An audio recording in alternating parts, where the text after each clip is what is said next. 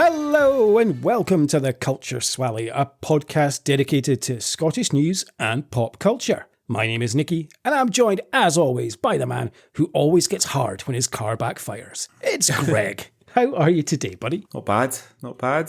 Rested after my Cretan vacation. How was it? Did you have a lovely time? I mean, I know you did because we've just spoken about it. But it was nice. Had a proper cultural experience at a Greek family engagement party. Were you smashing plates? Well, that was the one thing that I was anticipating that didn't happen, but there was some homemade wine that I tried a sip of. Took me back to my Kuwait days and didn't drink any more of it. A lot of people with teeth missing. It was like a sort of goalkeeper's reunion, which was quite surprising. But no, I think it was nice. It was really good. Everybody was very friendly. It's quite a nice spot. And they sent us away with some homemade raki, and which for anybody who doesn't know is like sort of Greek moonshine. I don't recommend drinking a lot of it. And about various other little Greek wedding favours, little crocheted things and whatnot. And so no, it was nice. But yeah, I think a week's long enough to read 3 books, read Jaws, as I told you. Oh yeah. Yeah. Which was all right. It was fine. A glowing review there. Yeah, the film's better, as we discussed on WhatsApp. Like, significantly better. But it's okay, it's fine. I think a few more people get eaten in the book than get eaten in the film. Okay. So, looking forward to getting back on it today and recording the pod and talking about the match later on. Not the match from Sunday night, we'll never ever speak of that, but the movie, The Match. Yes, let's move on. The wonderful film The Match, which we will be speaking about later on in the episode. Okay, right. Well, first of all, shall we have a look at what's been happening in Scotland whilst you've been on holiday? Cue the jingle.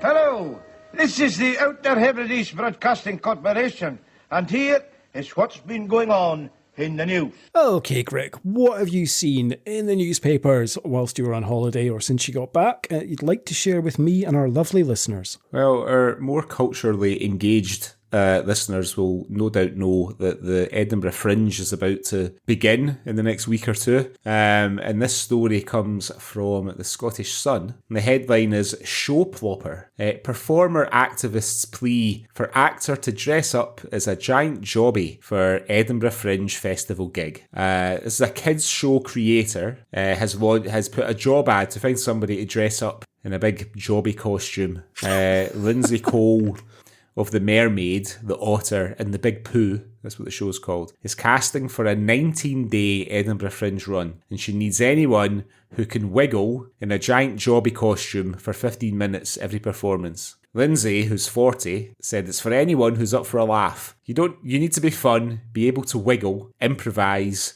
and boogie. People won't see your face, which is a bonus, and there's only one line you need to say. Lindsay can't pay you for the role, but she's offering potential performers a return favour if they can help out next month, in case they need somebody to dress up as like a giant condom or, I don't know, fucking big streak of piss. Her show explores sewage pollution in Britain's waterways, and kids are encouraged to help the mermaid wave the big poo right out of her home so the otters can return. I didn't think otters were that discerning. Yeah. While they swam in. No.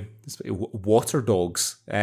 Lindsay said, expect songs, dance, games, and a splash of audience improv, and a whole dump of fun. You fancy going and putting your recently learned improv skills to the test there? Make your Edinburgh Fringe debut? No, not as a jobby, no. Well, the show is based on Lindsay's popular children's book about a 60-kilometre swim adventure she went on in the River Avon in Bristol. We told in 2018 how she helped save a drowning cow in the Thames. You're laughing at that. Come on. She helped save a drowning cow in the Thames in Oxfordshire when she was dressed as a mermaid. Her show runs at Edinburgh's Gilded Balloon from July the 30th to August the 17th. Elsewhere, a marine expert has called on Scots to get their teeth into Shark Week so they can learn more about the amazing big fish in Scottish waters. Dr. James Thorburn of Napier University in Edinburgh reckons people assume they have to travel thousands of miles to find interesting aquatic life, but he insists there's plenty of amazing animals much closer to home that would get people hooked on learning more about what's under the sea. That's true, actually, because you can often see dolphins leaping out of the surf off the coast of Aberdeen, can't you? Yeah, you can. Our mutual friend sent us a video or a photo of one. Racing a tall ship. Yeah, the tall ships were coming in and there was a dolphin. Yeah, you do. You do often see dolphins. It's lovely creatures.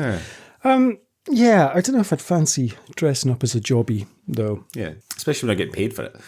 No, and all the abuse you're going to get as well. Well, I guess you'd be on stage, so it'd be fine. But yeah, if you're not getting paid for it, that's a bit of a shit gig.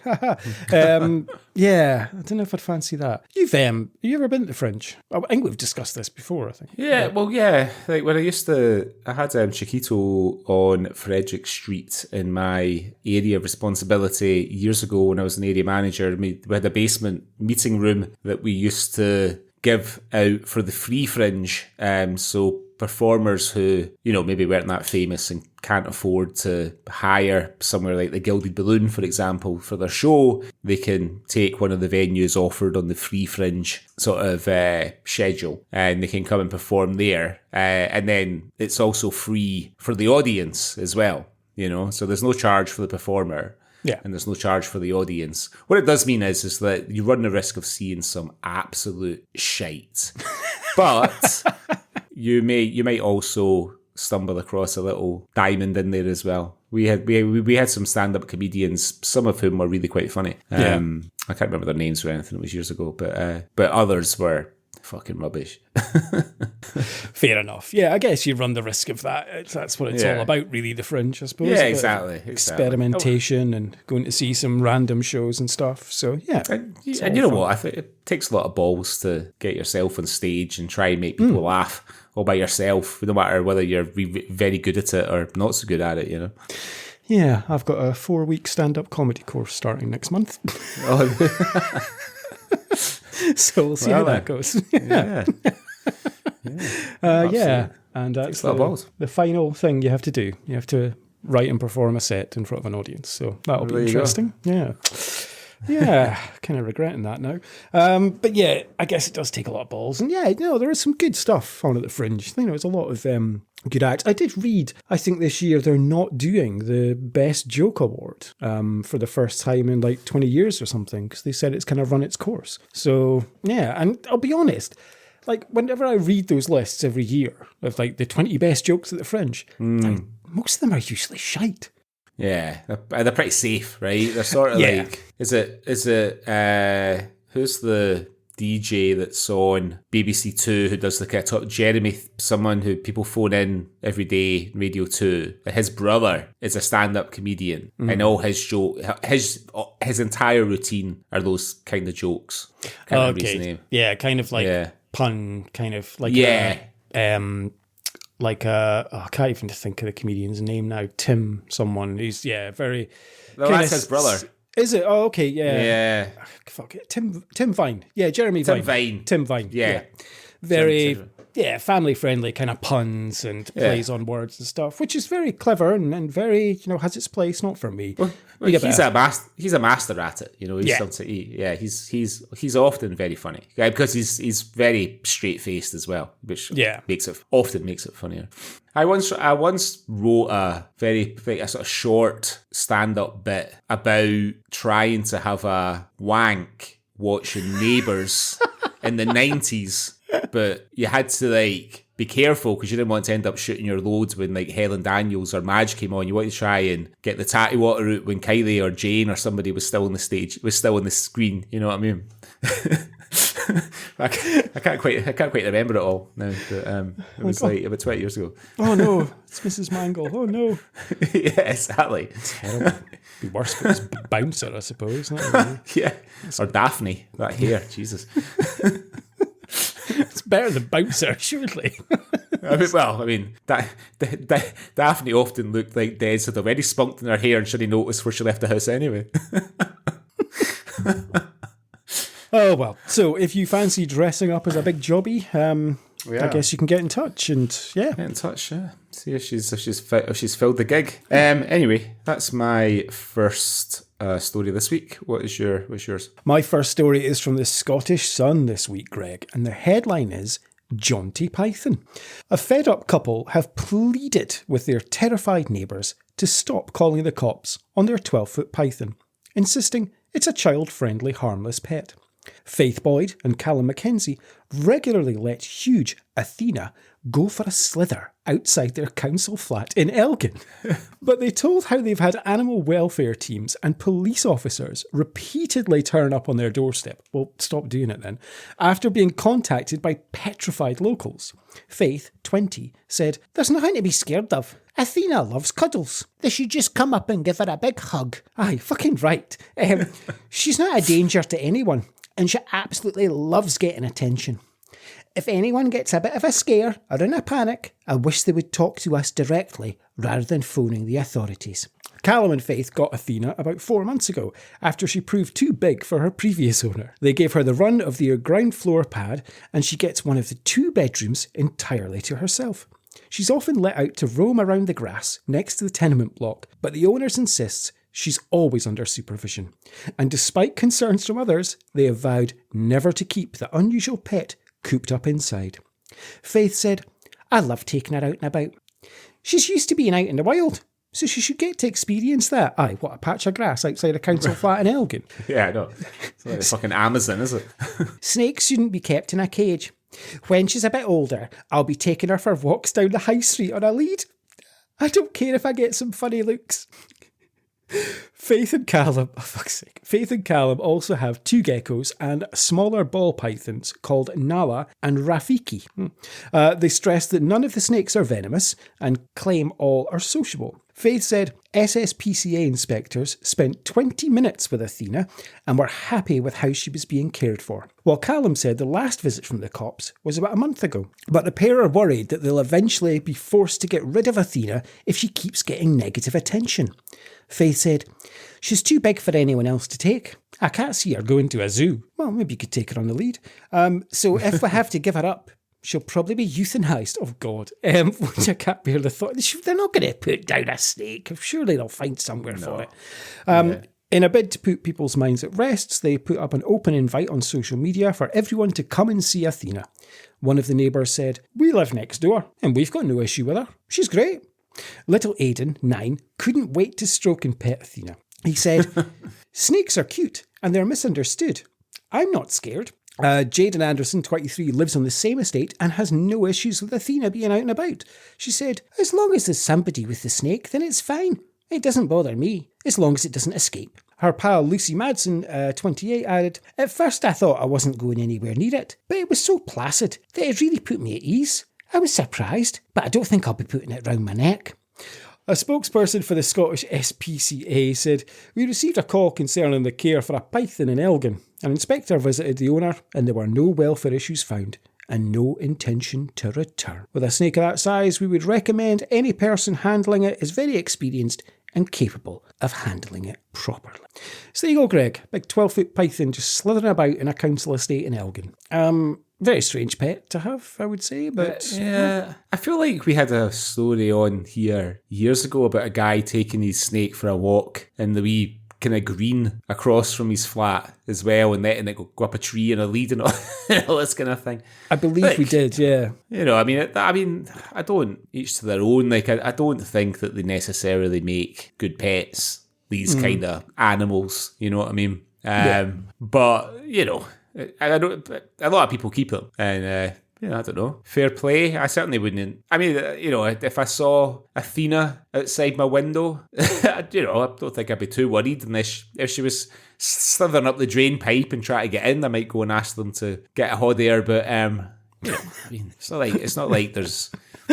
What's the worst she's going to do? Like swallow a field mouse or something like that if she manages to... She probably can't even hunt anyway if she's been kept in captivity all these years. So probably the wee Aiden's the one that needs to watch himself. Maybe like a wee Aiden shape in the middle of the snake's back or something like that one day, you know.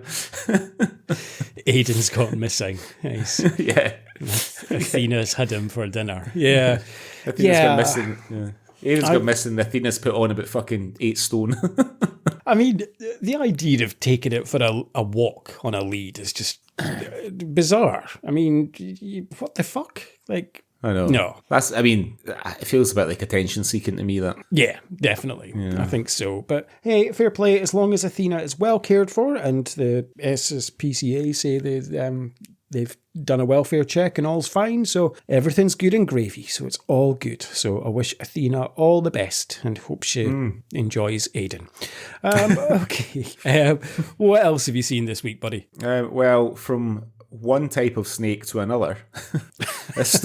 My story, maybe I'll cross your legs for this one.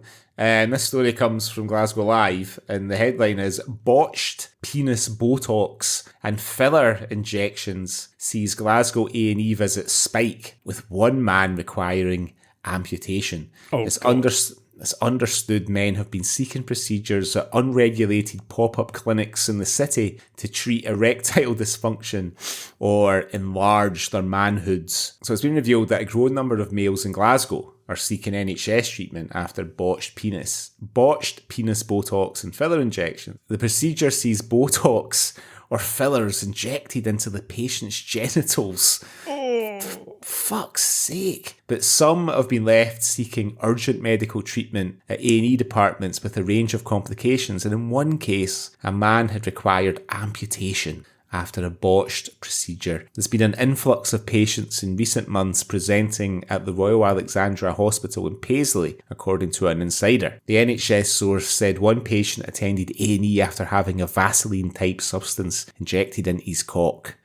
The side effects were so severe, he had to have it amputated. We also had a patient in his 30s who had Botox injected into his penis. He ended up suffering an extremely severe reaction. The number of male patients we are seeing coming through the doors with similar issues from botched aesthetic procedures is increasing. Pop-up clinics in the Glasgow area are rife. There are day clinics with unregulated people dishing out new treatments, then leaving customers to deal with the consequences. The men who come in looking for help with side effects say there are often queues down the street to get into one of these day clinics. Medical experts have confirmed Botox can be prescribed to treat erectile dysfunction by relaxing muscles and improving blood flow, while filler can be injected into the body to rejuvenate volume.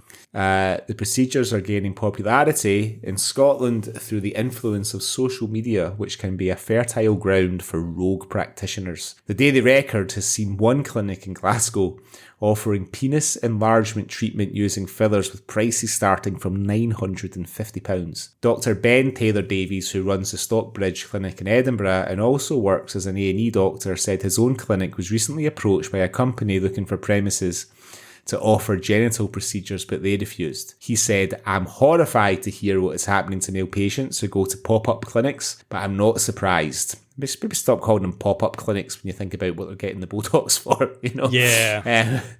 There are very few specialist doctors who can perform cosmetic injection procedures on male genitals. It's not a procedure I would ever recommend to a patient, even if you went to a specialist. Never mind, this is the worst expression, never mind a backdoor pop-up clinic. Sounds like a trap. That sounds like a trap. Injections in these areas carry a high risk of infection and could lead to death. This is another example of the dangers the public face over the lack of regulation in aesthetics. So take it as a little unexpected, perhaps, health warning from the Culture Swally. Just be happy with what you've got. You know what I mean? I could not imagine. Obviously I don't need to. I'm very well endowed, but I could not imagine injecting Botox or filler into anywhere in my body. But, I understand people do it, on their face or something, that's okay. But putting it in your cock, Jesus Christ. And one poor guy's lost his bobby because of it. That's horrific. The thought of any sort of intrusive surgery on my wee bobby man. It's just this, I dread ever having to have an operation where a catheter is fitted. Oh, yeah. Pipe up your cock. You know what I mean? Pipe up your cock. It's essentially what it is. Oh, yeah, I know. It's just, I mean, it just, oh, right. So for somebody to kind of just sort of turn up with $1,000 in your back pocket for some bloody backstreet abortionist or something to stick a wee needle in there and fill it with fucking super glue or something is not something that I would be volunteering for at any stage of my life. That was always a fear of mine. I never had it done ever, but you used to hear stories about if you got an STD and you had to go to get tested, and they'd put a little spiky thing down your hole, your piss hole. And then it would be like a little cocktail sick umbrella, and it would scrape the inside as it came out to get all the stuff. Yeah, I've not thought about that for a long time. Fortunately, I've never had a sexually transmitted disease. Not for the want of trying, but only joking. No, thankfully I've never had an STD, so I've never had to do that. Anyway, but a mutual friend of ours did manage to catch chlamydia off this fairly grotty-looking gothic lady that came to visit him from Nottingham. I think gave him a call after she got home to say, you better get up to the clinic because turns out I've got chlamydia. Do you remember the time our mutual friend, our proper mutual friend, thought he'd contracted something because he had a rash, but through discussions and like talking through what had happened, it just turned out that the lady he'd been with was very hairy and it was like a friction kind of burns. I've not thought about that for quite a long time. Now that you mention it, I do remember that. I mentioned that in my best man speech. I didn't go into detail about it, but I said he contracted a nasty... I think the line I used was he contracted a nasty rash after tackling an unruly bush. Or something. Yeah. He had these moments when, sometimes you have to... Before you get carried away, hopefully a bit of common sense and pragmatism will take hold and you'll avoid a potentially unpleasant situation when it comes to perhaps a one-night stand. I don't think our mutual friend has ever been able to do that. I think whenever it's been on the cards, he's just gone for it. And, I don't think he's ever gone, actually, I don't know if you're the girl for me. I maybe just go and get a bag of chips and go up the road. I think he's always sort of gone in 2 feet first.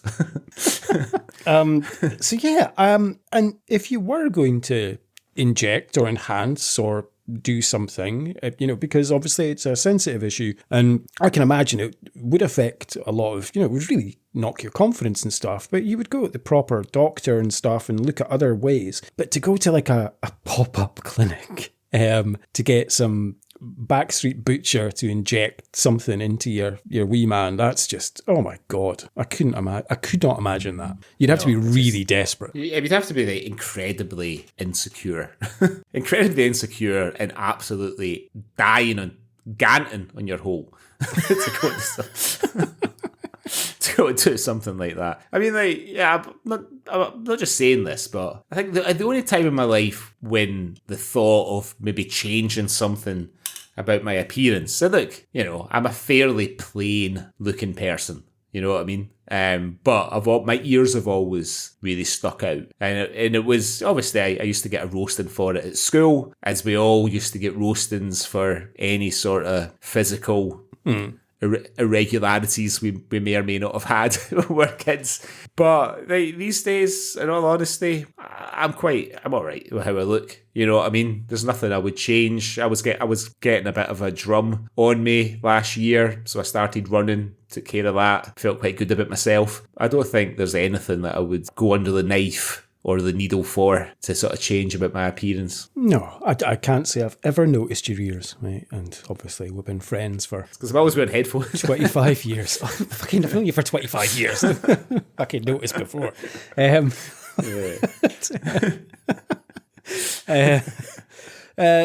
as I say, you'd have to be kind of really desperate, and it would have to be getting you down. And, hey, if there's something that you want done, like when I was younger, I knew it was a friend of mine, and he did have really big ears, like sticking out. And he did get them pinned back because he really was relentlessly bullied. Right. And fucking hell, the pain he went through getting that done. Like, it was a fucking painful, Plus, he got it done and then he had to walk about like Rabsy Nesbitt for like 3 weeks with like a, bandage covering. But I guess it was worth it in the end, Yeah. So. Yeah, my stepdad, he is going to be 70 in October, and he dyes his hair. His hair is like a rich, hazily brown. He's incredibly insecure about going grey. Oh. And I'm just kind of like, fuck it, you can't stop the advancing of time. You know what I mean? I just got to embrace it a wee bit, Yeah. But yeah, he's incredibly insecure about going grey. I think he even gets his eyebrows done at the hairdressers as well. So Wow. Yeah. Okay, fair enough. I don't think there's anything. I'm quite grey, like my sides and like my beard's pretty grey. I like it. I think it's... Yeah. I've not gone grey. I've not really gone grey yet. If I let my beard grow, it does get a bit grey. But my hair, if actually, when I came back from Crete, because I was out in the sun quite a lot, my hair actually goes a bit lighter. So I don't think I'd had some highlights done when I came back. And I've not had highlights since like 2004. So what a treat! You must have looked lovely with your highlights done, Greg. Well, it's like a Greek god with sticky ears. Anyway, so yeah, apologies if that's put you off whatever you're about to do, listener. We'll move swiftly on to Nicky's next story. So my next story is from the Daily Record this week, Greg. And the headline is, Disgruntled Football Fan Ditched Club of 61 Years for Hearts After Ticket Row. So Gordon Cundhill, originally from Edinburgh, who Say spent... that again? Gordon what, sorry? Cundhill. Ah, okay. Cundill.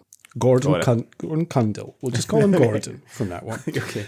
Originally from Edinburgh, who spent his life in Manchester after moving to England at 13, has supported Stockport County for 61 years. The 74-year-old even had a part in writing the chorus of the fans' anthem, The Scarf My Father Wore, after being inspired by his Rangers fan granddad and the sash. But a bust-up at the ticket office has prompted the lifelong fan to give away his scarves in a pub and turn his back on the club for good.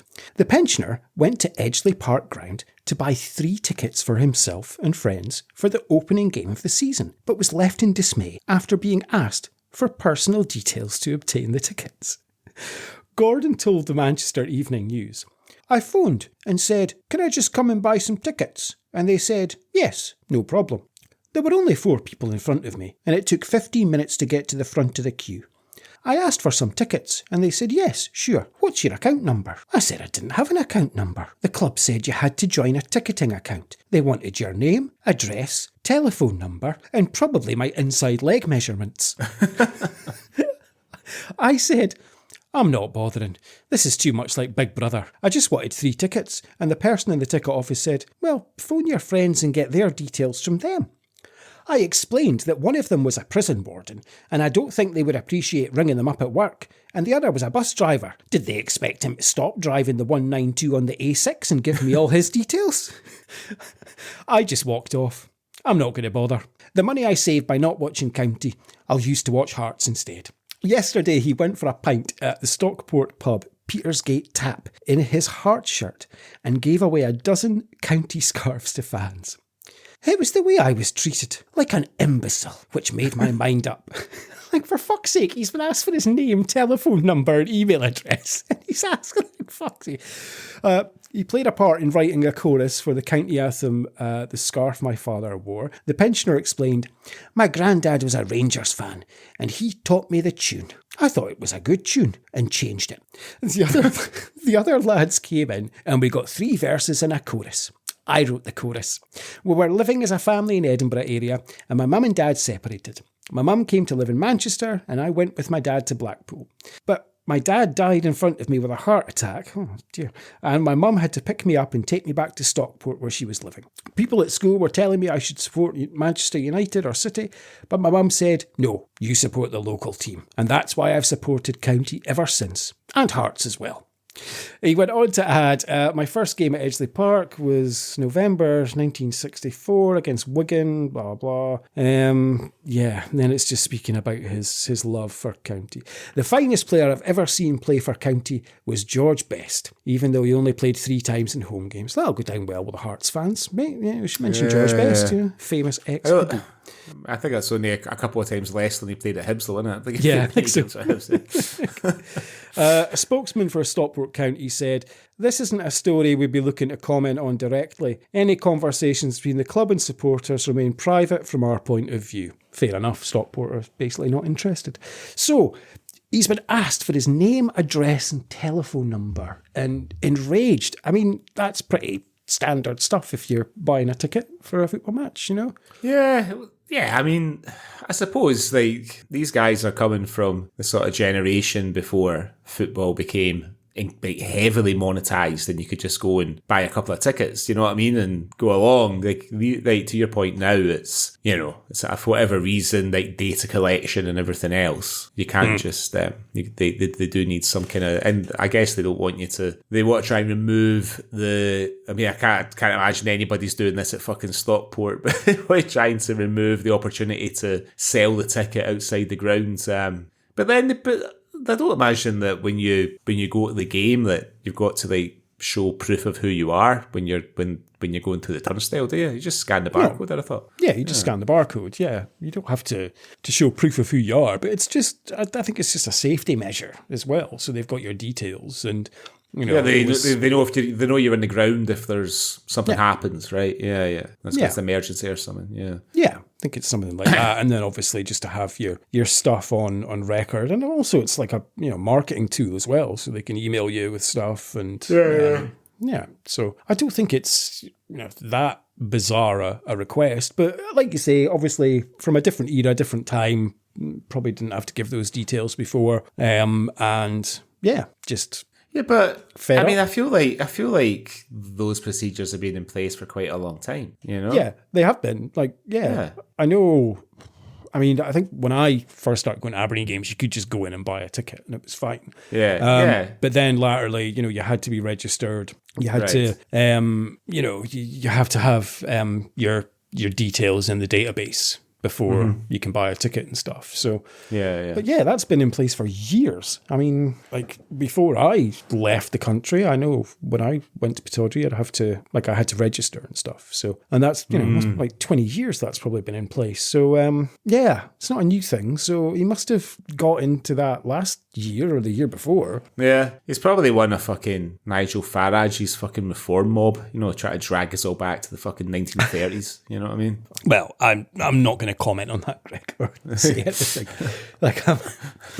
Poor guy, obviously, is just trying to go to the football. I'm not putting him in a reform voter, but maybe. He does look the type. And actually, fuck him. He's a Hearts fan now. You can get to fuck. Because we're playing them on Monday. So, yeah, you can get to fuck, actually. But I hope he enjoys watching Hearts instead of County. County. Anyway. Yeah, best of luck to him. Good luck to him, mate. Have you seen anything else this week, Greg? Nope, that's your lot. Right, well, before we go on to speaking about the match, I've got a little feature that we could play. Now, I came up with this idea. I should warn you, listeners, Greg and I have discussed this off air. I was watching Squid Game a couple of weeks ago, and for some reason, it popped into my head. I wonder what a Scottish version of Squid Game would look like. So I asked AI to come up with a cast list, and it did a pretty good job, to be fair. I was pretty impressed. So then I came up with the thought, what about Greg versus AI? We take a popular TV show or film and recast it with Scottish actors. So that's exactly what we're going to do. Greg versus AI. And I've made a little jingle. Yeah. Yeah, it's time to play a little Swally game. If it's Pish, Nicky, and Greg, take no blame. We're recasting famous stuff with a Scottish cast. If the feature is rubbish, it probably won't last. We'll get right down to the fine nitty gritty and put Cosmo and Costello in Sex in the City. So sit back and enjoy a fine Scottish pie and listen to the treat that is Greg versus AI. So there we go, Greg versus AI. So Greg, we had spoken about this week, and you mentioned what was the show that you decided we were going to do first? So I thought we should do modern classic Breaking Bad. Okay, perfect, wonderful, fantastic, one of the best TV shows of all time in my opinion, Breaking Bad. So you've come up with a list. And I asked AI to go through Breaking Bad. So they have renamed it Caledonia Burn. So we have Malcolm Mac White, a once brilliant chemistry lecturer at Inverness College, is quietly wasting away, being diagnosed with terminal cancer. With his wife, Sky White, and teenage son Flynn White, Mac faces the terrifying reality of leaving his family with nothing. Everything changes when he tags along on a police raid with his brother-in-law, Hamish Hank McTaggart, a boisterous and aggressive cop with Police Scotland's drug unit. Mac spots his former student, Jay Pinkerton. When Mac realises how much money is involved in methamphetamine, he decides to apply his chemical genius. The pair form an alliance. Jay's street savvy and Mac's chemistry skills, they create a pure strain of meth, dubbed Blue Heather. And Mac gains notoriety across Scotland, but as he slips deeper into the criminal underworld, he becomes his alias, Heisenloch. So, yeah, they've gone all in. So, we will go. I will give you the AI first of all, and then we'll see who you've come up with. So, first of all, main character Walter White, obviously played by Bryan Cranston in Breaking Bad. They've renamed him Malcolm Mac White. And I asked AI, I said, I didn't give a time restriction in terms of age and things. So they've gone with who they thought. So a little bit older, but they've gone with Brian Cox. Right, okay. Yeah. Interesting. What about yourself? Who did you go for Walter White? I didn't just cast it. I did my own premise as well. Oh, fantastic. Sorry. I'm skipping ahead. So let me go through, right? Of course. So in my version of the Scottish Breaking Bad, the main character is a guy called Willie Weems, right? So Willie he's a master gardener and botanist, right? Who's diagnosed with cancer. But because it's the UK, the NHS will fucking sort him out, right?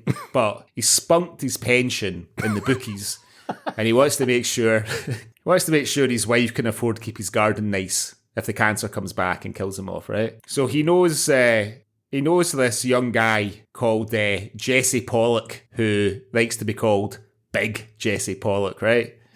And he knows Jesse from when he was a wee boy and having to kick his arse for climbing in his garden and trying to nick his strawberries and his raspberries, right? So he's in his wife. I kept the name Sky as well. He's got a son called Willie Jr. who's disabled. Well, he's not disabled. He's got Tourette's. So I thought he could be the sort of a bit of comedy relief. You know? Jesus. But so when he runs into Jesse again when Jesse tries to sell him a big bag of skunk in the Orangeman Social Club, right?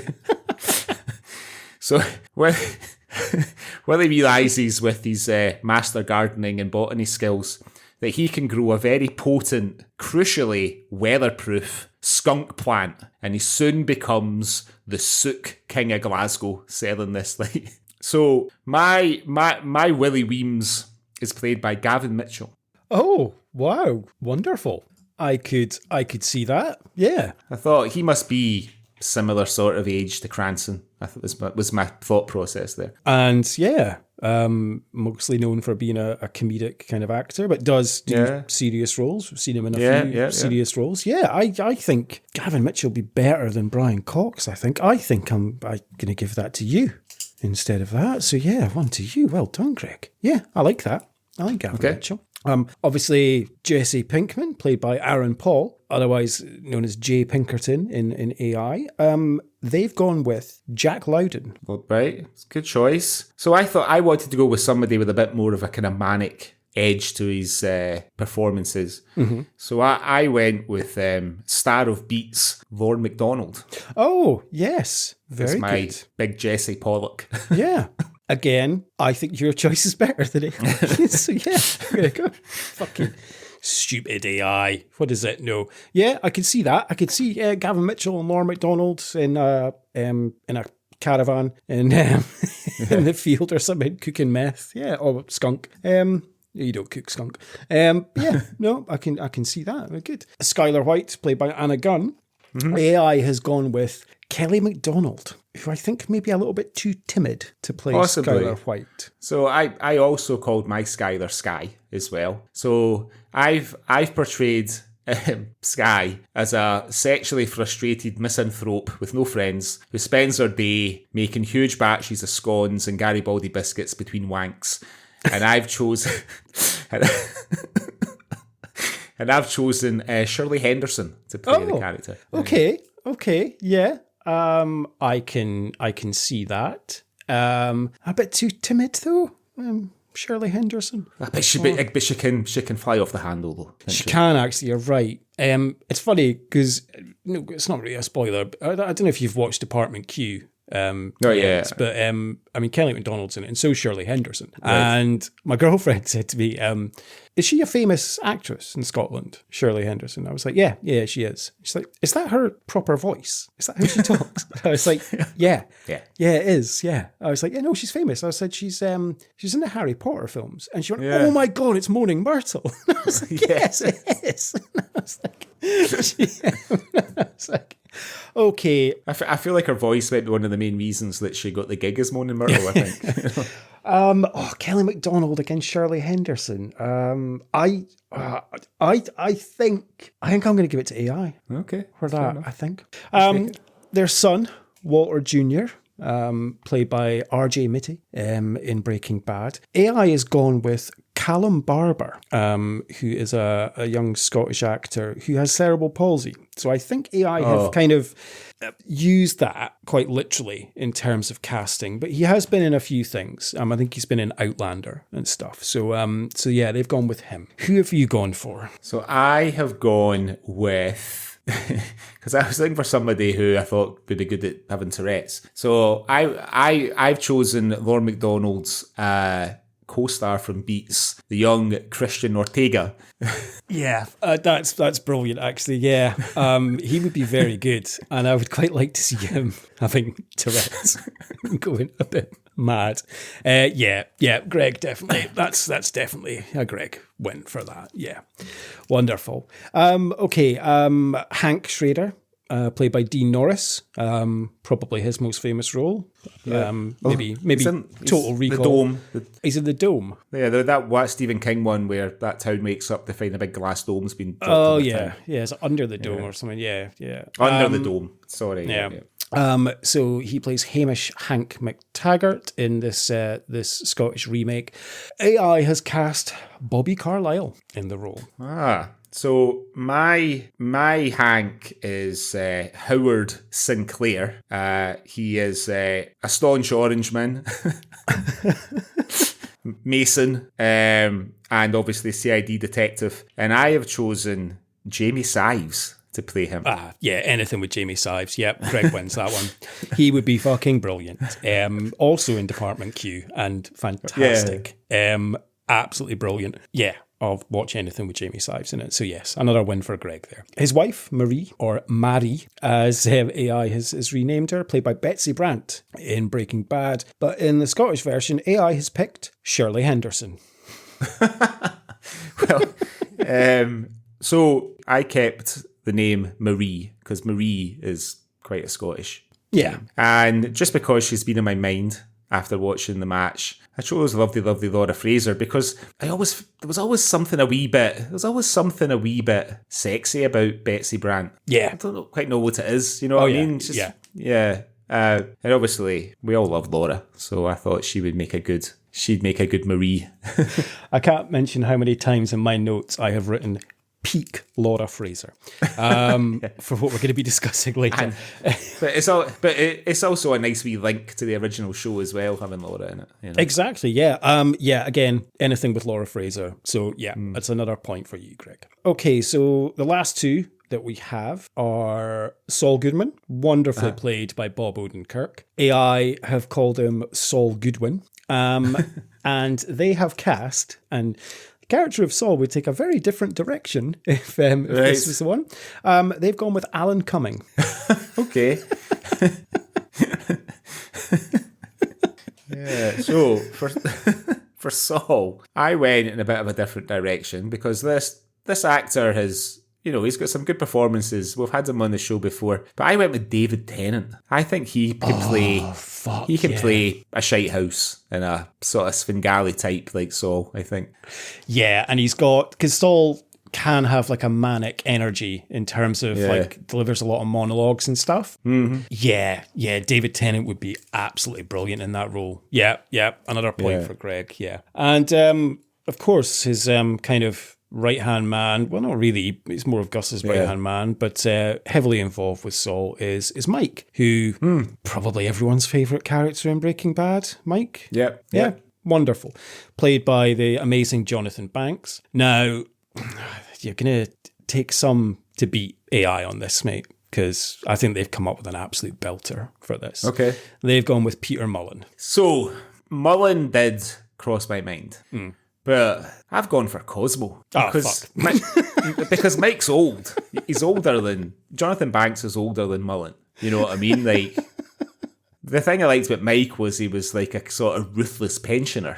You know what I mean? Like a dangerous pensioner. And I'd like to see Cosmo play a dangerous pensioner. You know? I still haven't watched Fear yet, where he plays a dangerous pensioner. So, okay. Yeah, well, how can I not give it to Cosmo? I'm sorry, I love Peter Mullen, but I have to give it to Cosmo there. Okay, so I have the 8 characters that we've cast. I have... Greg has 7 and AI has 1. So, yes. First installment of Greg versus AI, Greg wins. Congratulations, Greg. How do you feel? I feel good. I think I might send my treatment for the King of Sook screenplay into like BBC Scotland or STV or Irvin Welsh's new production company and see if I can get it going. AI did cast a few others that we obviously didn't do. Gustavo Fring, they cast David Heyman in that role. So, you know, I did think about Mark Bonner as him. I think it'd be good, you know. Be very good. Yeah. Also in Department Q. And they cast Todd, played by Jesse Plemons. They cast Lewis Gribben in that role, who... That's a good shout. That's a very good shout. And then support that. For some stupid fucking reason, AI, Lydia, played by Laura Fraser, of course, they recast, and they gave that to Tilda Swinton, which I think is a bit of a strange one, but never mind. So, I think Tilda Swinton's just a wee bit too old for that character. Yeah. Great actress, but, you know. Oh, yeah, fantastic. But, So, keep Laura Fraser there. Speaking of which, I think we need to discuss Laura Fraser at length when we go on to what we're going to be talking about next. Okay, right. Wonderful. Greg versus AI. Greg wins. We will have a think. Oh, well, you can tell me during the week what you want to do next episode. Fantastic. Okay, right. Well, before we go on to talking about Laura Fraser and Max Beasley, let's have a little word from our sponsors. Templeton, keep prices down. Down to earth at Templeton. Buxted oven-ready turkeys, 49 pence a pound. John West red salmon, 93 pence. Coca-Cola, 59 pence. And Family Circle biscuits, £1.69 at Templeton. Down.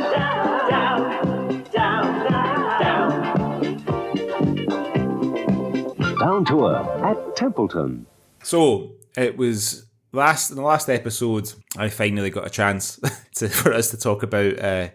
my favourite Tiger episode, Dead Giveaway, which means that it's your turn. It was your turn, rather, to pick this week's film. So what are we talking about today? Thanks, Greg. Well, as I mentioned in the last episode, the Scottish football season has just kicked off. I mean, it hasn't kicked off. It kicks off this weekend as we're recording, but when this episode comes out, it'll have kicked off. And my beloved Scottish Cup champions Aberdeen are starting this season to defend their trophy. So I thought I would pick a football film. And since we've done A Shot at Glory, I'll pick the other one. pick the other football film. So I have picked the 1999 film called The Match. In the Scottish village of Inverdoune, teams representing the village's two pubs, Benny's Bar and Le Bistro, have played an annual football game for 99 consecutive years. Under the terms of the original bet, the loser of the 100th match must forfeit their bar to the winner. Starring Max Beasley, Richard E. Grant, Neil Morrissey, Tom Sizemore and Samantha Fox, but more importantly for us, a whole host of Scottish favourites, including the lovely Laura Fraser, Gary Lewis, Ian Robertson, David Heyman, Isla Blair, Bill Patterson, Jonathan Watson, Andy Gray, David O'Hara, and a cow-bothering James Cosmo. Greg, you mentioned you'd never seen The Match, so this was your first viewing of the wonderful 1999 film The Match, was it? It was my first viewing. I do remember when this film was released. I think it came out maybe a couple of years after the Full Monty, and I remember some comparisons being drawn. And even when I read through some of the reviews online for this film, some people were still drawing comparisons to the Full Monty in terms of working class heroes coming good. But I never ever caught it. This was the first time I'd ever seen it, and yeah, I would have to be an absolute arsehole to have not enjoyed a lot of this film. So I really did enjoy a lot of it. I mean, it is ludicrous. It can't make its mind up whether it wants to be an absurd comedy or a comedy drama or whatever. But, there's so much to enjoy in this film. I've written, my first time watching it, I knew about it, but I'd never got around to watching it because I'd always thought it was going to be a bit crap. And I've written down, it's ridiculous, but I really enjoyed it. It's got a great Scottish cast. I do have an issue, and we will discuss, kind of the three top billed stars are not Scottish. And I have thought of people that could have played that role around about that time. But it's got peak Laura Fraser, and it's got James Cosmo having an affair with a cow. It's full of it's sweet and earnest in places as well. Like it is. Tom Sizemore's relationship with Isla Blair is just fucking brilliant. I was so invested in that, and it's just a whole host of strange characters. Like Gary Lewis wearing a patch because it's called Deadeye, and as you said, it's one of those kind of forgotten. Often like National Lottery funded, but this one wasn't, like a Britcom, that we had around about the turn of the century. So things like, the year before this, Up and Under came out, and that's got Neil Morrissey in it, and that's about rugby. It's basically the same film, but it's rugby. Oh, and it has Samantha Janice with nothing on in the shower. Yes, that clip's available on YouTube. I watched it the other day. And things like Shooting Fish and Late Night Shopping, which we covered on the pod, and one of your favourites, which I've still never seen, This Year's Love. But it was a trope at the time that like a kind of motley male group who rediscover their dignity under pressure, exactly like the Full Monty or Brassed Off or Up and Under, say, but this kind of strips away. Those films have like a gloomier, almost like political subtext, whereas there's none of that in this film. It's just pure nonsense, and I'm here for it. I don't want gloomy political subtext. The only kind of gloomy part is obviously Max Beasley's character Willie about the death of his brother when they were kids, but for the most part, it's just absolute nonsense. Yeah, I think that's those bits. I think are where there's a real sort of juxtaposition because the film is largely like an absurd film. Like Growler's ability to sense an Englishman walking past the pub, and Bill Patterson and Ian Robertson's characters being stuck in the village because their van's broken down, and O'Hara's character as the mechanic is just like a silly character where everything makes him hard. Yeah. But not in the sense that he has an erection. It just gets him, it just hits him hard, but he says gets him hard. So then when you have this, the scenes between Willie, played by Max Beasley, and Laura Fraser are, they don't go too far.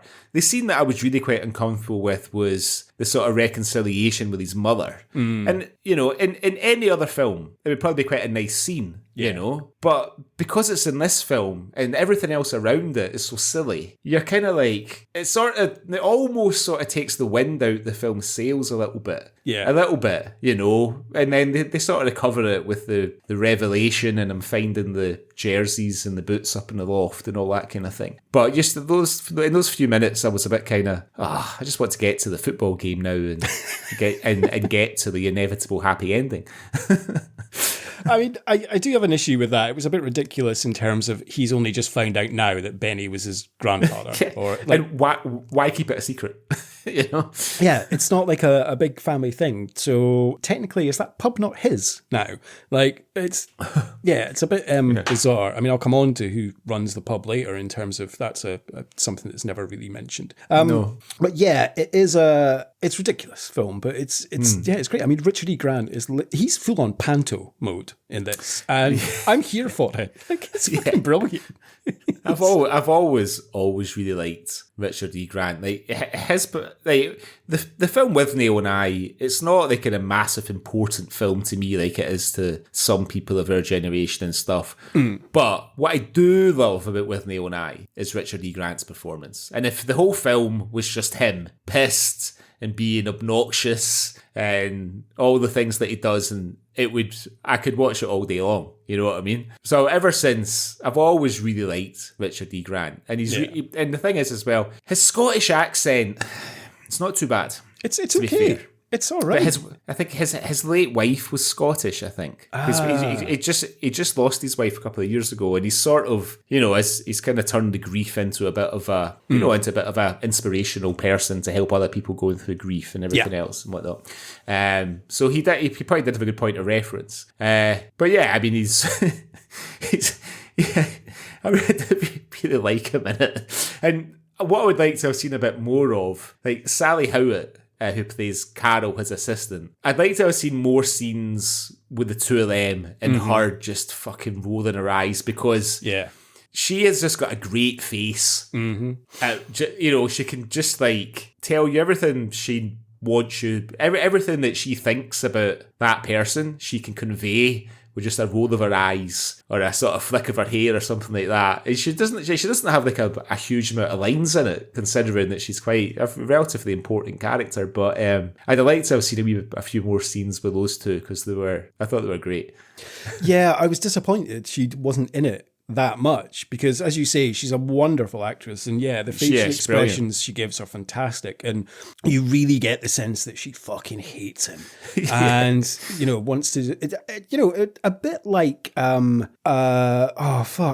have I blanked on her name, Katie from Tutti Frutti with Richard Wilson. Like it's kind of that relationship that you can tell she kind of despises him, but obviously he pays well or something. They're a great pair together as well. So he is Richard E. Grant's. I mean, so as I mentioned, the only plot really of the film is that there's two bars in Inverdoune.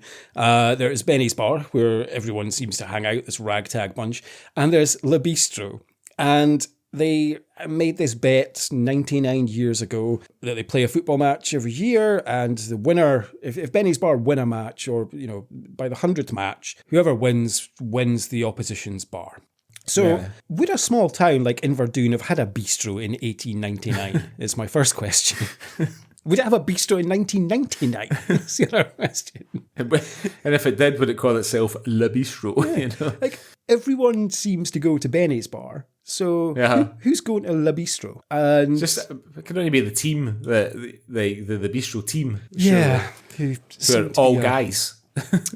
Seem to be a load of ringers, I think, in terms of that go into Le Bistro. And you try to tell me that if there was two pubs in a village and one of those pubs had somebody who looked like Samantha Fox working in it, that wouldn't be the busiest fucking pub in the village. I would agree with you on that. I mean, the line of the guys at the bar, I'd shag you shagging her. And response is, I'd let you. You know what, Charlie? I'd shag you shagging her. You know what? I'd let you. Yeah, that is going to be the busiest bar, definitely, with Samantha Fox working there, without a doubt. I suppose the lead is played by Max Beesley, who is not a Scottish actor. No. Now, in the first scene we see him in, when he's delivering the milk, and he does the wee bit of football trivia through the letterbox, I thought to myself, fuck me, his Scottish accent is fucking dreadful. However, as the film goes on, his accent, it's not the worst Scottish accent I've heard. I think that honour probably goes to the aforementioned Samantha Fox, who they've wisely kept her down to like 2 lines. Yeah. Yeah, accents obviously aren't her forte. No, I thought Max Beesley's accent was all right. It slipped a few times, and there's a few words that he didn't pronounce that great, but otherwise I thought it was okay. It was passable. It was okay. And this was his first feature film. He'd been in like a TV series, I think, beforehand. I mean, he was obviously a professional jazz drummer and like toured with Jamiroquai and stuff. He was mates with Robbie Williams, and then kind of became an actor. And he's been in some alright stuff. I know he was in like Hotel Babylon for years. I never watched that, but no. His Suits. He's in Suits, I think, right? Oh, is he? Oh, okay. I think so. Yeah. I think the favourite thing I saw him in was a TV show called Mad Dogs. With, John Sim and Philip Glenister. Yeah, that's really good. I loved that show. And he was great in that as well. So I think he does a pretty good job. However, like in terms of Scottish actors around about that time, there's a few you could have picked from for that role. I mean, I wrote down just off the top of my head, age might be a little bit up and down on some, but from 1999, take your pick from like Stephen McCall, Dougie Henshaw, Tony Curran, Joe McFadden, Kevin McKidd. They were all around about, the right age at that time, probably all decent footballing abilities. And you would believe, I think we've seen at least 2 of them, McFadden and McKidd, playing like Laura Fraser's love interest in films anyway. So I think, I don't understand why Max Beesley, but maybe... You could have even got Ewan McGregor in 1999. I mean, they managed to get him in Brassed Off, so... But he had just done what was the other Danny Boyle one that he did with Cameron Diaz after Trainspotting? A Life Less Ordinary. Yeah. And that was a bit of a flop, wasn't it? Did The Phantom Menace not come out in 99? Yeah, it did, actually. He was busy doing that. He was busy being Obi-Wan Kenobi. Busy doing Star Wars. Yeah, because 1999, the summer of 1999 was a pretty good summer for films, because there was The Matrix, there was The Phantom Menace, there was The Mummy, and then a little bit later there was Fight Club. And there was The Match. And then there was The Match. So 5 massive films that summer. I think American Beauty came out that year as well. Okay, yeah. Max Beesley's character, so he's lived in this village, all his life. He has a leg caliper, which is kind of forgotten, and it doesn't, because he's dancing about in the street, and then you see him taking it off, and you're like, what? Well, Rosemary, played by Laura Fraser, even says to him, you don't need that anymore. But so you sort of get the impression that he's sort of wearing it through martyrdom because he feels guilty about the death of his brother. Yeah, which is fair enough, I guess. So he is a milkman in the village. Yeah. So he works for Cosmo, delivering milk, although he gets sacked towards the end of the film. And he doesn't drink, but he hangs out in Benny's bar every day, apparently. And he has, was it Total Football Recall that you can remember? Yeah. Every sort of stat from football but they don't, in the years past. I think they could have made a bit more of that, because, Scrapper, played by David Heyman, mentions that in a sort of side-of-the-mouth conversation. And that's their justification for getting them to manage the team. Yeah. Because he knows a lot of facts about football. But I would contend that knowing who won the fucking Scottish FA Cup in 1953 and who scored the winning goal doesn't necessarily make you a master football technician, They only really test him once. They ask him a question, and they ask him to name the fucking Celtic European Cup winning team. I think I could probably have a fucking fair go at that. I could get a fair few of them as well, to be honest. Fucking hell. It's not really a question that's going to gazump someone that knows a bit about football. So yeah, I did query that. But yeah, it's kind of never mentioned again. But you're right, that is the justification that they use to get him to manage the team after their manager Ian Holm passes away. Dies sitting up behind the bar. Just his lungs just give up. Again, I mean, he's not in it for long, but he's great. Again, I would say, could you not cast a Scottish actor? For my pick... Ian Holm is Scottish, is he not? No, English. Is it? Apparently. Is he really? Yeah, I think. I thought he was Scottish. I'll just wait to fact check that, just in case. Yeah, fact checking Santa is on the case here. Ian Holm, English actor. Yeah, you're correct. Thought so. Yeah, I think I'm getting it mixed up. I would get it mixed up with the guy who plays the Emperor in Star Wars. I know he's Scottish. Oh yeah. I would have cast, if I was casting a Scottish actor, Sylvester McCoy in that role. Yeah, he'd have been. Yeah, well, it's interesting because I guess after Ian Holm finished this, he went off to New Zealand and made the Lord of the Rings films. Oh, yeah. And famously, Sylvester McCoy, who is Peter Jackson's favourite ever Doctor Who, appears in the Lord of the Rings prequel films, like the Hobbit trilogies, as another wizard, somewhat eccentric wizard. So it's a nice little bit of serendipity there. I think Sylvester McCoy would have been good. And the thing is, Ian Holm's a fucking brilliant actor. Yeah. Like, why the fuck? I'm surprised he took a job where he's got very few lines and he just has to be pissed for the entire performance to have a fag hanging out his mouth. It was probably a 2-day shoot, and maybe thought I'll get to work with Richard E. Grant and Max Beasley. So Neil Morrissey. Yeah, and Neil Morrissey, of course, yeah. But yeah, I think that obviously he passes away. So now this is my issue. He passes away. So he's the owner technically of the pub, you'd think, in his bar. Yeah. Who's running it after he dies? Samantha Fox. Because they're concerned about who's going to manage the football team, and obviously they plump for Willie, but no one's concerned about who's actually fucking running the bar. Yes, well, that's it. It's just Sam Fox on their own, I think, and they... Yeah, I have no idea, but that was something that I did wonder about in terms of who the hell was running the pub.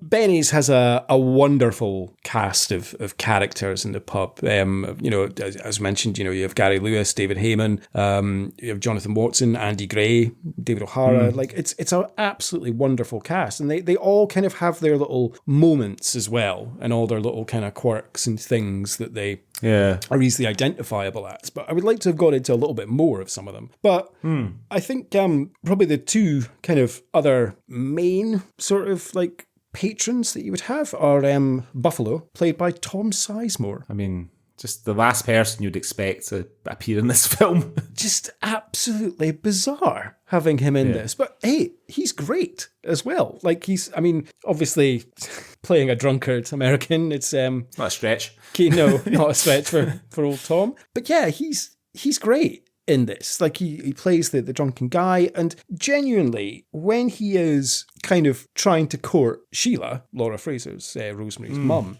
those scenes are genuinely quite touching.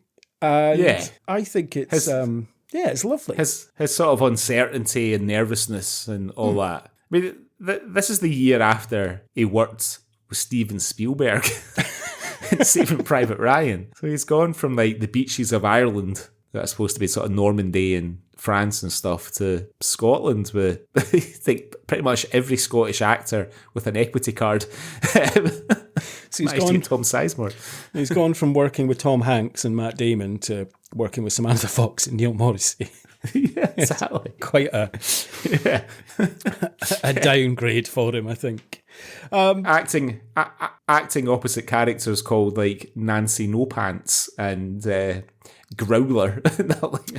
Yeah, now that shows that the village obviously wasn't very forward thinking, that the only gay that's in the village is called Nancy. Yeah, did have a bit of an issue with that. I didn't think that was the best. Totally PC. And then, of course, the other kind of famous patron of the pub is Piss Off, played by Neil Morrissey. Yeah, his Scottish accent leaves a lot to be desired as well, I would say. Yeah. Although he's only really got like a couple of speeches, but normally he just says piss off. But not the best Scottish accent. Yeah, sort of wisely. I mean, the thing about Neil Morrissey being cast in this, so I mean, he's still, at this stage, he is still probably super famous for Men Behaving Badly in the UK, right? Because that was a bit of a mid to late 90s phenomenon, sort of coinciding with like Loaded and FHM and all that sort of stuff. And the way that Mick Davis, the director, sort of puts him on screen, you think it was fucking like Brad Pitt or George Clooney or somebody walking in, to the bar. And then when the paper gets moved and you see it's Neil Morrissey, you're like, really?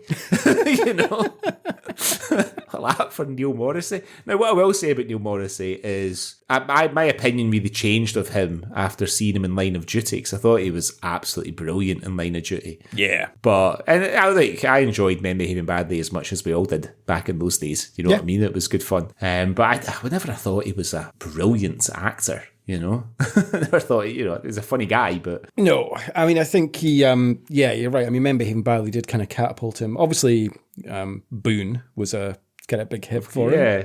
And then... Again, he was a bit of a sort of comedy character in Boone as well, wasn't he? Yeah, he was, yeah. And Men Behaving Badly, I mean, I haven't watched it in years. I doubt it holds up now, but I loved it at the time. I thought it was brilliant. Yeah. And he was great in that. Very funny and, very good character. But I get exactly what you mean is when he comes in and he's kind of this, everyone's in awe of him and it's like he's a superstar in the village, and it's Neil Morrissey. Yeah. Sitting drinking his red wine, reading his paper. Yeah. The other performance that I enjoy in this, and I don't know if I don't think the double act always hits its mark, but I think Bill Patterson is always very good in this. And Ian Robertson's fine as well. He plays it well, but I don't know, sometimes it really works, the sort of them kind of bouncing off each other, and other times it falls a wee bit flat. But, I guess this is Ian Robertson. This is a couple of years after Small Faces. It looks,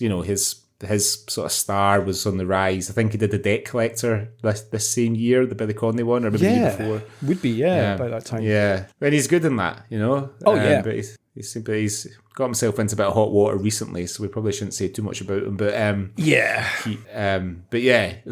Bill Patterson though, why is Bill Patterson not like in everything? Because he's always fucking brilliant. He's so good, and you're right. Like the two of them, it does. I was going to say it adds like a bit of comic relief. It doesn't need it because the film is funny, but the whole film, it's little kind of. It's almost they have their own little storyline, and it's kind of just a sidebar in terms of what they're doing. And I guess it's a good way to get to know some of the locals as well that they interact with. Yeah. And they have some very funny moments. And you're right, Bill Patterson's fantastic. You're right, he should be in everything.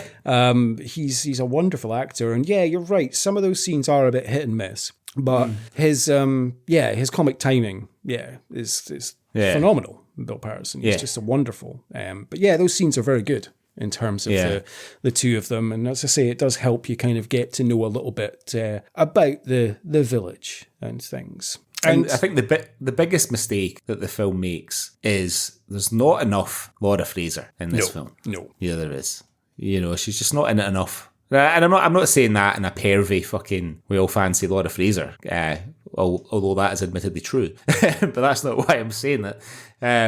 But she's like the scenes between her and Max Beasley, particularly the emotional scenes, like whether it's them together or it's her by herself, they do manage to sort of almost match the rest of the tone of the film. So there's a wee bit of emotion, but she's got like a glint in her eye, and she's quite quick with a joke, and she'll make fun of him, but then she can also be quite tender with him as well. But we just don't see enough of her, I don't think. No, I agree with you on that. It could have done with a lot more of her. And really, it's only Beasley and her mum that she interacts with, really. Like, there's not really... You don't get to see much. You don't get to see her and Cosmo together. No. And it's that's weird, right? You thought it'd be, and that's the other thing. Cosmo is pretty underused as well. He's not really in it, apart from the start, and then towards when he comes with the cow to watch the football towards the end. It's like maybe there was a scene with Cosmo and Fraser, and they decided to just kind of take it out for time because it's not a very long film. It's barely an hour and a half. Yeah, when Cosmo turns up with Brigitte to watch the match and they go 2-0 down, the look of disgust Cosmo gives is just absolutely wonderful. He just looks thoroughly disgusted at the whole affair. Like, it's brilliant. I totally agree with you, though, on Laura Fraser. It's very underused in this. She's a wonderful actress and could have done with a bit more. And her storyline's a bit rubbish, really. Like, she's finished uni, she's come back to Inverdoune, and she's off to London. And, it's just like a fleeting visit. She's like come home, I guess, just to see her mum and dad. And then she's off. But Willie is just determined that that's it. He's going to move to London as well. I presume to be with her, but he hasn't told her that yet, that he wants to be with her. It's never really kind of mentioned as such that they have feelings for each other. It's just kind of implied. And then obviously they kiss and kind of take it from there. But there's never really it's kind of glossed over, that part in terms of things. So it's a bit odd. Well, that's the thing, like, it's not really clear what or if there's a sort of message to the film. Like, so to what you just said there before. So Willie starts off, he can't leave the village because he's Maz all by herself and he needs to be there for his ma. Yeah. And then when he finds out that Rosemary's going to be leaving, he decides that he's leaving as well, and he tells her that he's going to come to London after the match. Yeah. And she's like, no, you belong here. So it's like, well, I don't really understand what the message is, because Willie is our hero. So what journey is Willie going to go on? You know, what's different about Willie at the end of the film to how he is at the beginning, apart from the fact he's got no job, but he's got a girlfriend, it appears, and he's managed to save the pub. But you don't get the impression that, like, you know, when they wake up with their hangovers the next day after celebrating, that life's going to be all that different for Willie, other than the fact that he's now going out with Rosemary and he needs to find a job. You know what I mean? It's like, I'm sure he won't be going out with her for very long if he doesn't get his arse into gear and start bringing a wage into the house, you know. So I think, you know, the film, like the plot of the film it's a wee bit all over the place in a lot of respects. Also, like, we don't see the Benny's team getting better at football through the training. You know what I mean? They're shite. We only see them train a couple of times. They're fucking dreadful. And then they mysteriously begin to play a little bit slightly better when the match starts. But normally in a film like this, we would see the team being absolutely shite. And then the Willie character would start to get better performances out of them, so that we felt confident going into the match at the end that they'd improved. But going into the match at the end, I was thinking, but they're not any fucking better. They're going to get absolutely turned over unless Neil Morrissey turns up right now. And I thought Willie would end up playing as well, and he'd kick off his caliper and he'd end up playing the full game too. Yeah. So I think, you know, the reason the film is so enjoyable, I go as far to say, is it's not because it's a well-written film at all. It's because the performances are fucking brilliant. Yeah. You know what I mean? That's what makes it for me, this film. You know what I mean? It's the Andy Grays, you know, when he sticks the ice cream in the guy's eye and all that, and he's this is my favourite position, and he pretends to shag Jonathan Watson up the arse. I know, it's Cosmo's cow and all that. That's what really and Richard E. Grant, obviously. I've simply got written in my notes, God, I miss Andy Gray. Like, I think Andy Gray and Gerard Kelly are two actors I desperately miss, because they're just phenomenal. And as soon as Andy Gray turned up, I was like, brilliant. It's Andy Gray. Yeah. We know exactly what we're going to get with Andy Gray. I would completely agree with you in terms of the kind of the football aspect. I mean, let's talk. It's called The Match. It's about a football game. And you see Le Bistro team training quite a lot, and they are it's almost like pretty handy, right? Yeah, it's almost like they are Dolph Lundgren in Rocky IV. And the Benny's Bar are Rocky Balboa. And they have, you know, they're professional, they've got their kits, they're training on pitches, they're handy in terms of their ability, and they seem to train a lot. We only see Benny's Bar training, I think, twice. And the first time that they're away to train, they have to ask for a football. So they don't even have a ball. And they've got no kits, but they get T-shirts printed that get stolen. Yeah. I presume... never gets resolved, does it? Never find out, you know, where they went, but I presume Gus is meant to have stolen them. Now, this is my issue to be... First of all, they turn up ready for the match, and they're all wearing the classic Benny's Bar kits. Now, Max Beasley only found the original kit, the night before. Now, how did he have time to get all those kits made or sent to Inverdoune? Well, I was being kind of charitable in the sense that, well, maybe there was a load of jerseys in there and we only saw the one that he pulled out, because they're all wearing period football, even down to their boots. Yeah. The whole Benny's team are wearing like proper old sort of pre-war football strips, you know? So they play against Le Bistro. Now, they do mention that they've only got 8 players at one point. Now, they draft in Ian Robertson, so they've got 9 players. Mm-hmm. And eventually, the second half, when Neil Morrissey turns up, because when Willie is coming on, they say, you're the 11th man. So they've been playing the first half with 9 players. And they're shite against Le Bistro, who are very good, and they're only 2-0 down. They're only 2-0 down. They're playing, they've got 2 less players. Now, Neil Morrissey turns up, and that is it's a great bit when he turns up wearing the Le Bistro kit, and you think, and then he takes, now they're all surprised that he's there. Who gave him the jersey? Because he's obviously wearing the Benny's Bar classic kit underneath the Le Bistro kit. Anyway, let's just allow that to go. He comes on, scores the first goal, sets up Andy Gray to get the equaliser, and then wins the penalty that is, but gets injured in the process. And then Willie comes on and scores the winning goal. After Ron Donaghy effectively tells them they've only got like 15 seconds, so, they can win this. But yeah, the footballing aspect is just a bit, I mean, I guess that's not even though the film's called The Match and it is about a football match, the football's kind of secondary. And you know what? I can allow those ridiculous parts because, as you say, it's mostly about the performances and what we get from that. I mean, the football itself. No one's put a lot. The best. I get the feeling that I think Max Beasley plays at Soccer Aid. The celebrity football thing. I think because the goal he scores, so a top right-hand corner, that penalty, that's a pretty fucking good goal. If we just take that in isolation, he's taking a good kick there. So I think Max Beasley, the actor, is probably quite good at football. But, you've got such a range of ages playing. You've got guys like Heyman, who must have been like in his early 50s. You've got Ian Robertson, who'd have been probably in his late teens, early 20s.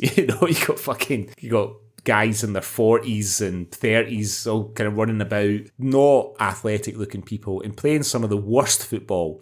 But even the bistro guys at that point, when you're not seeing like silky passes and stuff like that. It's fucking. No. My dad used to always say to me, because I was never good at football, he would always say to me, "You've got a toe like a 50p," right? Because I couldn't kick the ball straight. And there's a lot of guys with toes like 50p's in the match. Yeah, I mean, you could argue, I suppose, that the Le Bistro mob are, because the pitch is terrible. Like, it's a tatty field they're playing on. Basically. Yeah. And you could argue that they are not equipped to play on that. During the match, I mean, that's another thing. The music choices in this are great. There's some great wonderful soundtrack. Wonderful music. But Gary Glitter is playing whilst the match is ongoing. Now, this came out 2 months before his conviction, but 2 years after his initial arrest. So surely they would have thought, should we maybe pick a different song for this? But no, I can't remember if Glitter was still being played on the radio in between his arrest and conviction, so I don't know. But yeah, it seemed like but it works though. It's actually a good choice of song for the match, I have to say. The thing about that song is, crucial thing about it is, Gary Glitter doesn't sing on it so much. You hear him shouting a bit in the background. It's Rock and Roll Part 2, right? Yeah. I mean, as far as like a song for a soundtrack to scenes like The Match or something, it's a fucking great bit of music. It works perfectly. But I guess it's the whole thing. It's like, I heard somebody talking about Woody Allen the other day, and Woody Allen hasn't been convicted of anything because he hasn't done anything illegal as such, but it's just a bit weird that he married his foster daughter or whatever, or his stepdaughter or whatever, when she was old enough to get married. I mean, that's unusual behaviour. Yeah. But, he didn't break the law or anything, but he's kind of been sort of cancelled. And he's somebody who, you know, like before all that, highly respected, like regarded as one of the greatest ever American filmmakers with some of the greatest ever American films under his belt. And now it's kind of like, well, can you say that you like Manhattan? You know, can you say that you like Everything I Wanted to Know About Sex was afraid to ask, and all these other, like Annie Hall, all these other classic films that he's, you know, does that make you somebody who might marry your stepdaughter just because you still like watching Woody Allen? You know, I don't know. Yeah, it's kind of not allowed really to like him, but you have to sort of enjoy him in private. And I think that's probably true. I mean, when it comes to people like Gary Glitter, I mean, I don't really like Gary Glitter's songs, that whole sort of 50s retro bollocks, and the fact that he pretty unlikable person even before he was exposed as a fucking travelling nonce. But I do like that Rock and Roll Part 2 though. Like a fucking great song. It's a banger. It really is. It's an absolute banger. I have to admit, when that came on, I was like, oh yeah. Yeah, it's just to kind of get you going. Random cameo from Alan Shearer. Yes. Just bizarre. I quite liked it. I liked how nobody recognised them really, you know? Yeah. And then another random cameo at the end, Pierce Brosnan, who was an executive producer on the film as well. So he turns up. He is Carol's husband. He's been off to make his fortune. And now he's back. Now he's back and punches Gus in the face. So Brosnan rather doing a Scottish accent there. Yeah. It's not great, but he is Irish. And they usually are the better at it.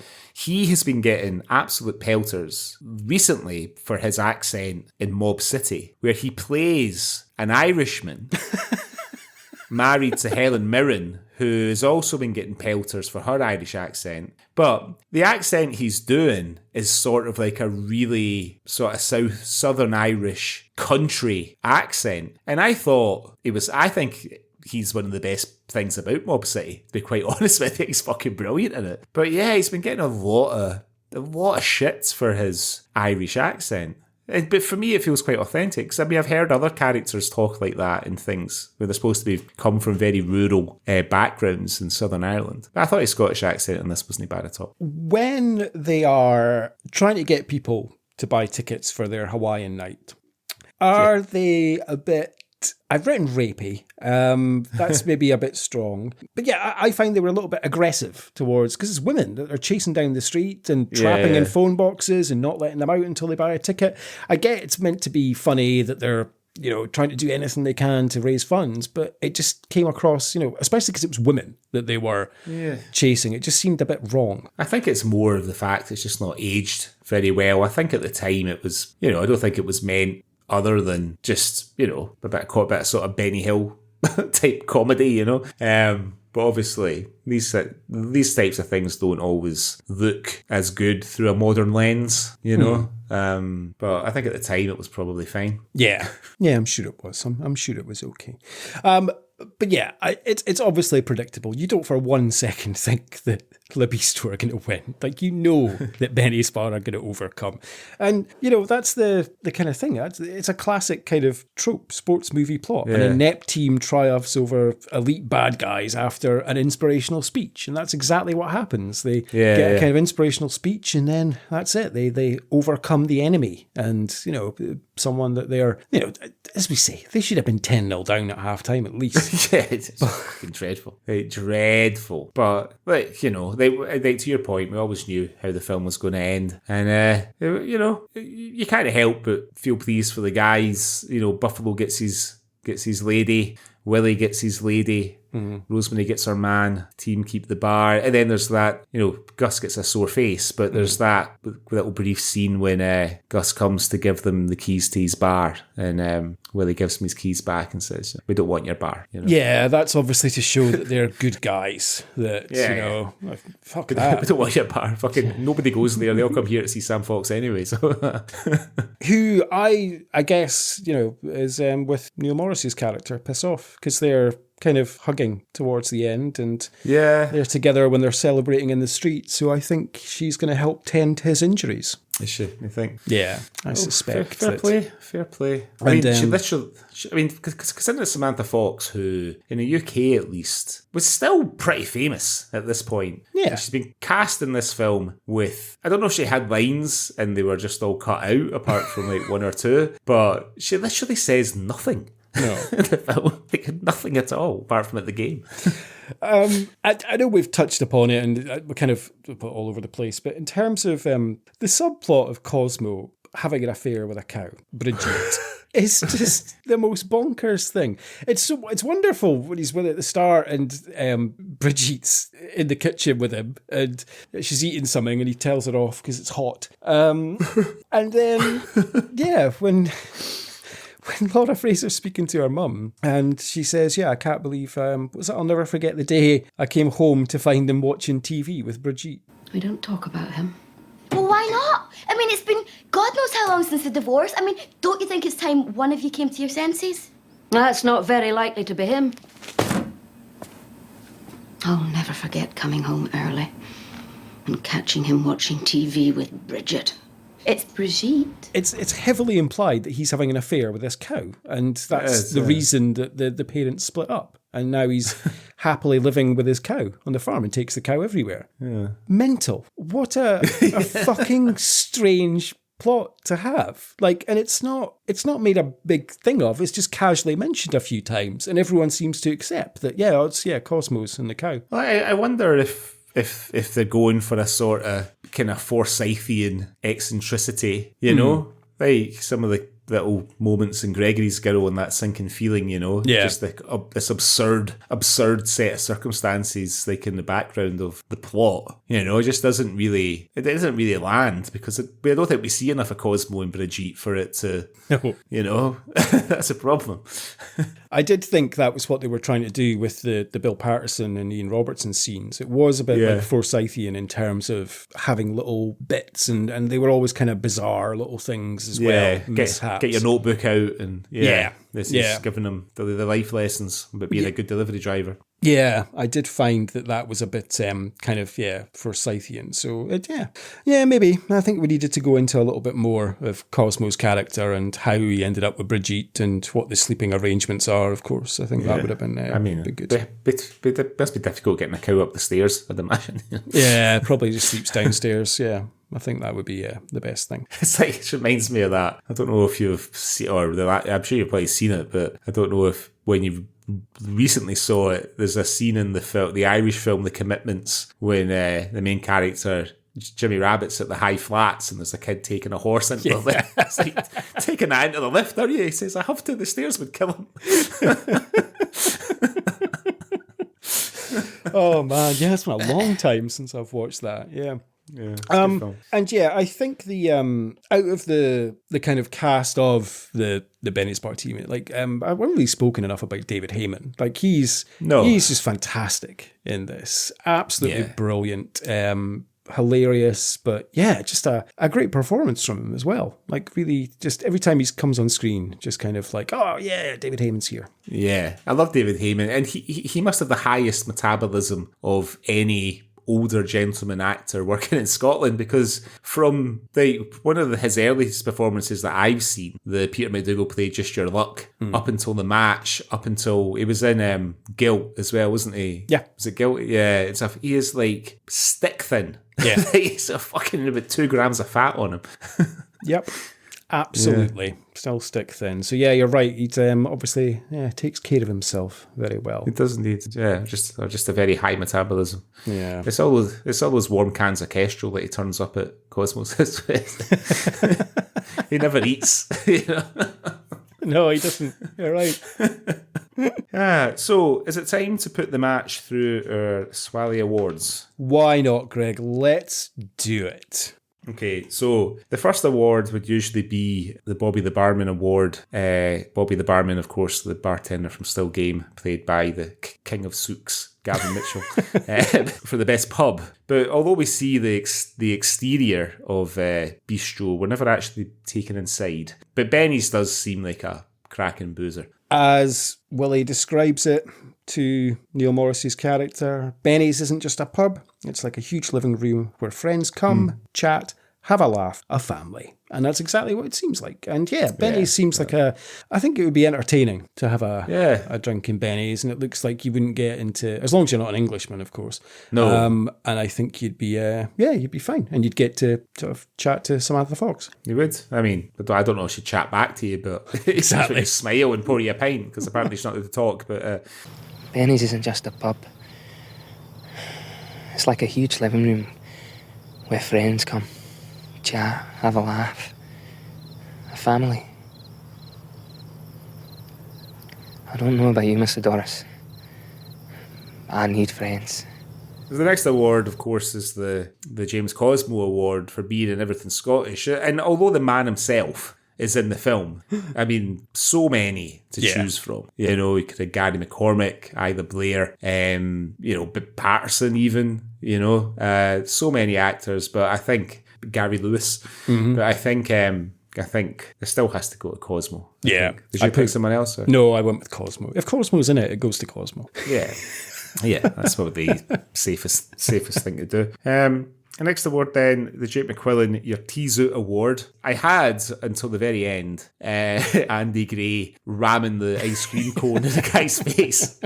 But then, of course, Brosnan comes in at the end and definitely delivers a tease out moment to Richard E. Grant. Yeah, that's exactly the same as me. I had Andy Gray down for like the whole film, and then, Brosnan comes swinging in at the end, punching Gus. So, that was my pick. The next award is the Frank Begbie Award for gratuitous language. So I didn't go for anything particularly sweary. You already mentioned it earlier, but when the guys are appraising Patsy, or Samantha Fox, and he says, "I'd shag you shagging her," and I know it's not exactly gratuitous language, but just because it's the line that made me laugh the most in the film. What did you go for? I'd shag you shagging her, and then it's I'd let you. It's just fucking brilliant. There's not really much swearing in this, which I'm very surprised at. I just went with piss off, Yeah, piss off. Yeah, we should have said that Neil Morris's character's name is actually Doris. Yes. But he's credited as piss off in brackets. Yes. Because it's pretty much his whole script up until the very end is just telling people what piss off. Next would be the Ewan McGregor Award for gratuitous nudity. Of course, there's no nudity. Nancy Napants doesn't get the chance to strip off at the Hawaiian night. No, thankfully. Next then is our archetypal Scottish moment. I just simply wrote down sniff, sniff, Englishman.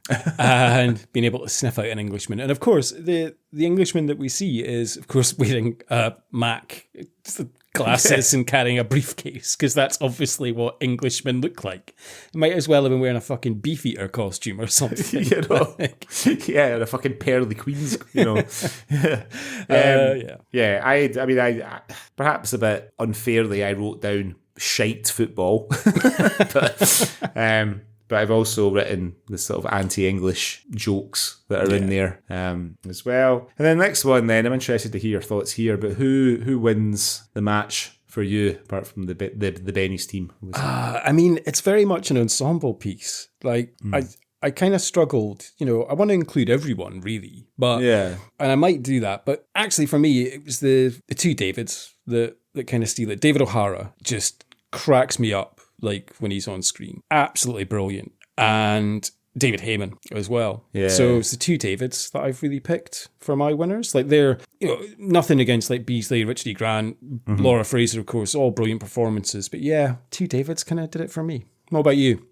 I mean, just because I like the way that she sort of navigates this film, and it's because we said before, they sort of struggle with a consistent tone in the film. And for me, I thought Laura Fraser, for me, gives the best performance in the sense that she's able to lean into the comedy in the light moments between her and Willie, but she's also able to sort of slip really smoothly into the sort of the more sensitive scenes and the more emotional scenes and things. And then even at the end, she lets herself go and she's celebrating with the guys and stuff. So it took me a really long time because, like you say, the rest of the cast are so likeable in this. I mean, and even Gus, who's supposed to be the villain, you look forward to when he's on screen. You know what I mean? And Yeah. When he gets his hands glued to the wall, and the wee boy, the wee boy pulls his breeks down, and then the dog comes and pisses in the Gus at his trousers,